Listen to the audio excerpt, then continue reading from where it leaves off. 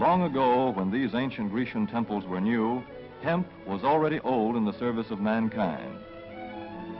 For thousands of years even then, this plant had been grown for cordage and coarse cloth in China and elsewhere in the East.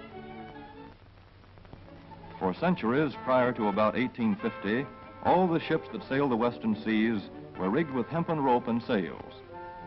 For the sailor, no less than the hangman, hemp was indispensable.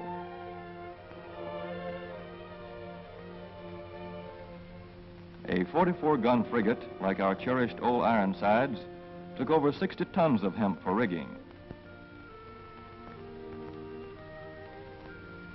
Including an anchor cable 25 inches in circumference.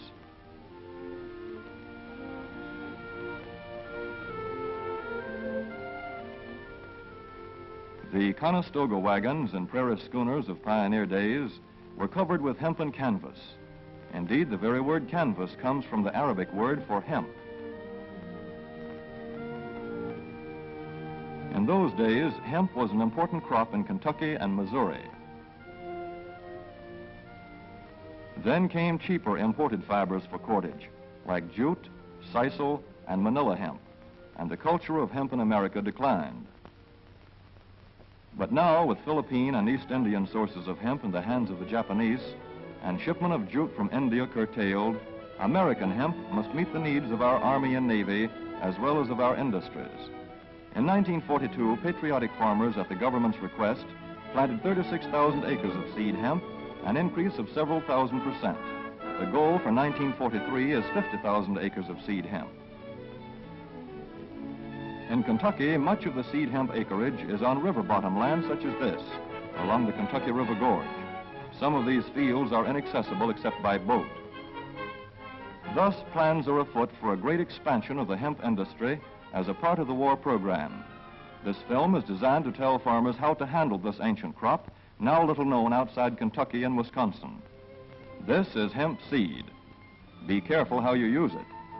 For to grow hemp legally, you must have a federal registration and tax stamp. This is provided for in your contract. Ask your AAA committeeman or your county agent about it.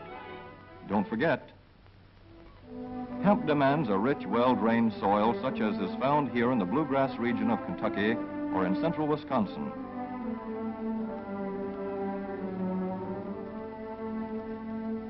It must be loose and rich in organic matter. Poor soils won't do. Soil that will grow good corn will usually grow hemp. Hemp is not hard on the soil. In Kentucky, it has been grown for several years on the same ground, though this practice is not recommended. A dense and shady crop, hemp tends to choke out weeds. Here's a Canada thistle that couldn't stand the competition. Dead as a dodo.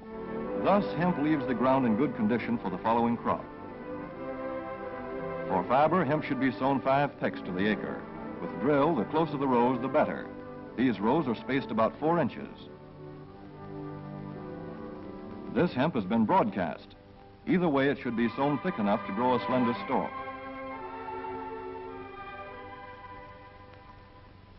Here's an ideal stand.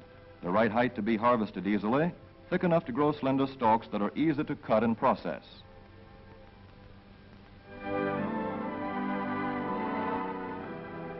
Stalks like these here on the left, they yield the most fiber and the best. Those on the right are too coarse and woody. For seed, hemp is planted in hills like corn, sometimes by hand. Hemp is a dioecious plant. The female flower is inconspicuous, but the male flower is easily spotted. In seed production, after the pollen has been shed, these male plants are cut out. These are the seeds on a female plant. Hemp for fiber is ready to harvest when the pollen is shedding and the leaves are falling. In Kentucky, hemp harvest comes in August. Here, the old standby has been the self-rake reaper, which has been used for a generation or more. Hemp grows so luxuriantly in Kentucky that harvesting is sometimes difficult, which may account for the popularity of the self-rake with its lateral stroke.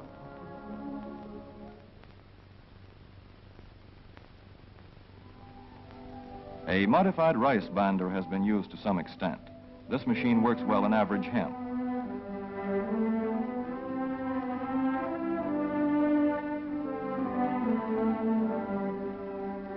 Recently, the improved hemp harvester, used for many years in Wisconsin, has been introduced in Kentucky. This machine spreads the hemp in a continuous swath.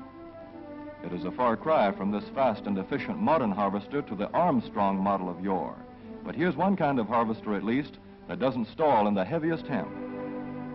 In Kentucky, hand cutting is practiced in opening fields for the machines.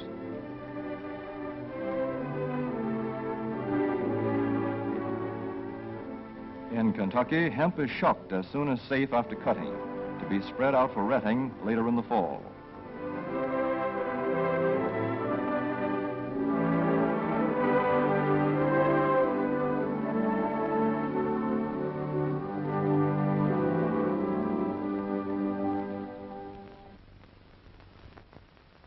In Wisconsin, hemp is harvested in September. Here, the hemp harvester with automatic spreader is standard equipment. Note how smoothly the rotating apron lays the swath preparatory to retting. Here it is a common and essential practice to leave headlands around hemp fields. These strips may be planted to other crops, preferably small grain. Thus, the harvester has room to make its first round without preparatory hand cutting. Here the machine is running over corn stubble. When the cutter bar is much shorter than the hemp is tall, overlapping occurs. Not so good for retting. The standard cut is 8 to 9 feet. The length of time hemp is left on the ground to ret depends on the weather. The swaths must be turned to get a uniform ret.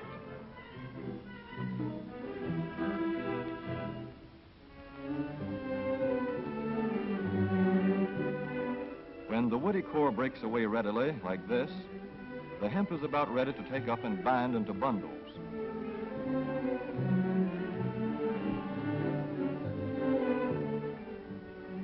Well-retted hemp is light to dark gray. The fiber tends to pull away from the stalk. The presence of stalks in the bowstring stage indicates that retting is well underway.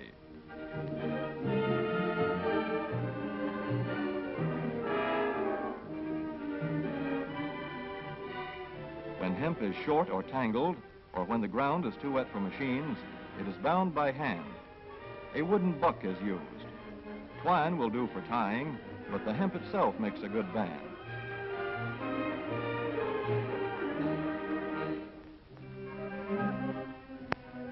When conditions are favorable, the pickup binder is commonly used. The swath should lie smooth and even with stalks parallel. The picker won't work well in tangled hemp.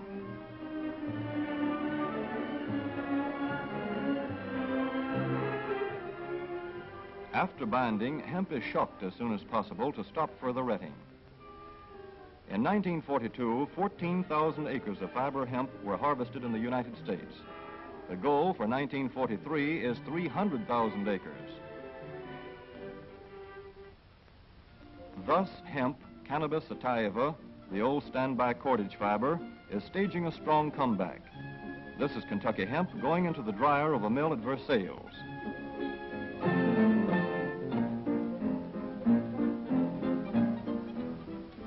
In the old days, breaking was done by hand, one of the hardest jobs known to man.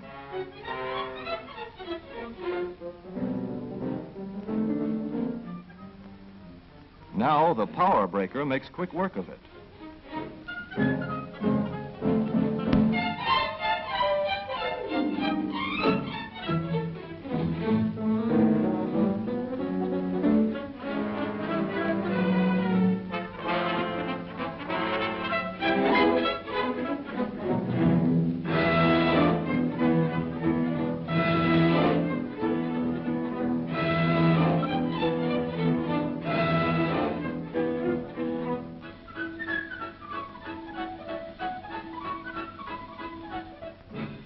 Spinning American hemp into rope yarn or twine in the old Kentucky River Mill at Frankfort, Kentucky. Another pioneer plant that has been making cordage for more than a century.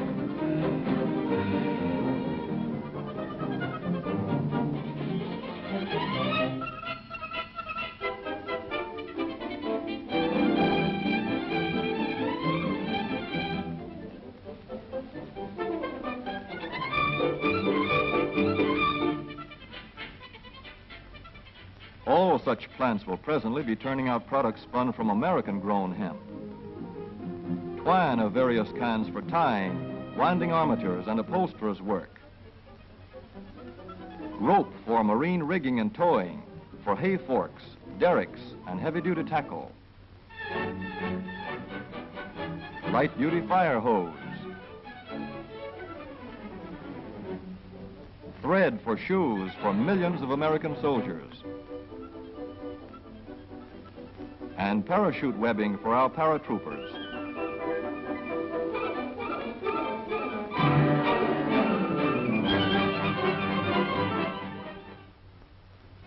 As for the United States Navy, every battleship requires 34,000 feet of rope, and other craft accordingly. So here in the Boston Navy Yard, where cables for frigates were made long ago, crews are now working night and day making cordage for the fleet. In the old days, rope yarn was spun by hand.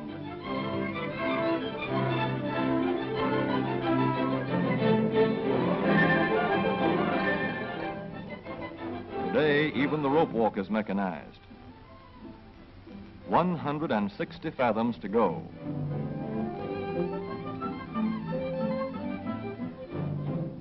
The rope yarn feeds through holes in an iron plate.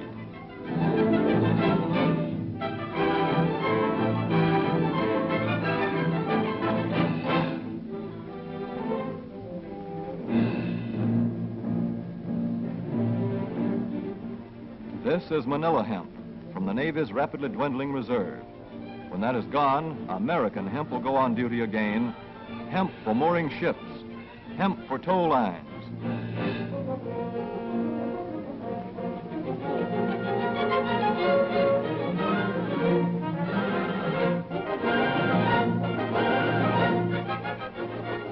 Hemp for tackle and gear.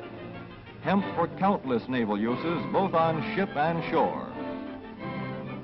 Just as in the days when old Ironside sailed the seas victorious, with her hempen shrouds and hempen sails.